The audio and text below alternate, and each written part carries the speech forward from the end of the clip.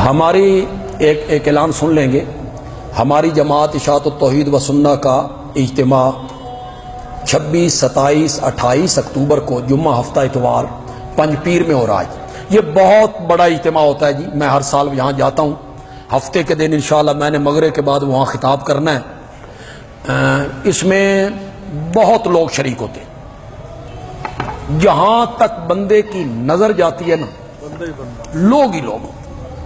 ہر طرف لوگ ہی لوگ ہوتے ہیں. یہ 3 دنوں کے لیے اجتماع ہوتا ہے جی. 26، 27، 28. اس میں پشتوں میں بھی خطاب ہوتے ہیں، لیکن جو پنجاب سے علماء جاتے ہیں وہ اردو میں خطاب کرتے ہیں. تو اردو میں بھی خاصے خطاب. ہفتے کے دن تو بہت خطاب پنجاب کے علماء وہاں پہنچتے ہیں، اردو میں خطاب کرتے ہیں. تو آپ ایک دفعہ یہ منظر دیکھیں.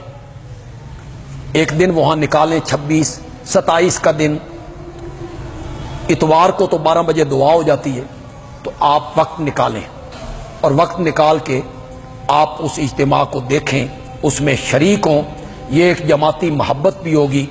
ہمارے امیر محترم شیخ القرآن مولانا محمد طیب طاہری دامت برکاتہم اس اجتماع کے روح رواں ہیں، اور ان کی بڑی محنت ہے اور بڑا اثر ہے پورے علاقے میں. سیاسی طور پہ بھی، مذہبی طور پہ بھی، سماجی طور پہ بھی اس پورے علاقے میں بڑا اثر ہے.